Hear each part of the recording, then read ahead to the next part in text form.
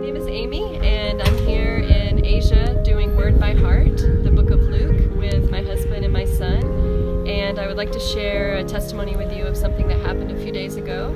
So Sunday night I was in my room just preparing to go to bed, and suddenly I just felt really anxious, and then felt like I was about to start having a panic attack.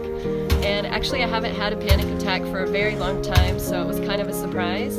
And my body started shaking, my teeth were chattering, I felt really cold, which is all consistent with anxiety and panic attacks. So I just laid on the bed and I was just trying to wait for it to pass, and my husband just came and got right in my face and looked me in the eye and said, "Tell me a story." And I couldn't even think of a story in that moment, and so I was just choking back tears, and finally the Walk to Emmaus just came to mind, and I just started quoting the Walk to Emmaus. And as I'm quoting that story, my body just kind of relaxed, and I just felt this peace, and the panic attack stopped.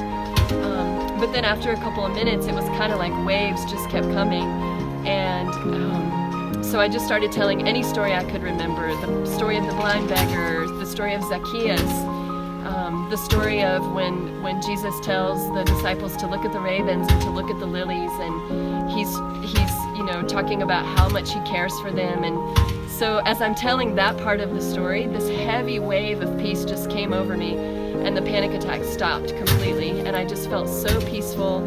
And so I was just laying on my bed, just trying to enjoy the peace of that moment. And I closed my eyes, and when I closed my eyes, I saw this evil spirit. It was just like this black, charred, evil being that was bald, and it was like nothing I had ever seen before.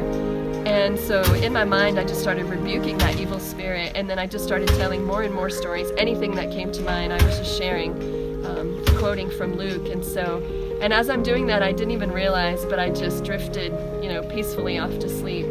And so it was really amazing to see the power of God's Word.